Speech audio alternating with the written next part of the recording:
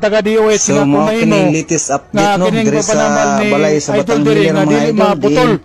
pipila Kaya ang mga ka tao diri nga mga mga pasyente masakiton gi-interview aron po nga sa maulian. taga Kaya uban na ni DXPR karon Pagadian mga idol. ibalibaran ka sa doktor. So mo ni Karon pahayag daghang sa mga pasalamat karon nga pasyente ni kini karon nga instrumento nga sa Ginoo nihangyo aron isla nga nga mga dili tao lang nga ta nasakit ipaundang sa balatian DOH ang maulian. pagpanambal ni Kami diri Idol naghangyo Nobin ako ng diri lagyo ko Batanghir. malugar.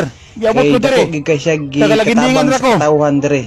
Yabot ko diri pagpatambal tungod kay gusto na mo nga maulian me. Ni ana gid diri Karon karon kami mga karon idol gani. naghangyo nga sa taga DOH nga kumahimo nga padayon pa panambal ni Idol diri. Niya karon din ni mga idol magpatambal sa atong Batanghilir. Mandili mahawa si Idol dire kay ako masakiton kay ko diabetic complicated na ako'y sintom pag-inom lang nako sa iyang hiling nga tambal nga katong tubig na ulian ko nabuo na ang akong hugaw malibangon ta ko ato murag bulpin then magtai-tai nang salamat jud ko ug dako nakahilak jud ko pag-ingon niya nga last day na ron.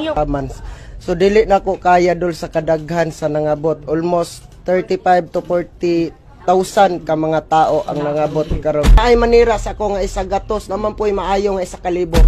Maog mga idol, adlawng Biyernes, Oktubre 10, 2025, ang katapusang adlaw nga gitagana sa Department of Health aron nga manambal ang gibantog nga batang healer dinhi sa may barangay Tumapik, Mahayag, Zamboanga del Sur.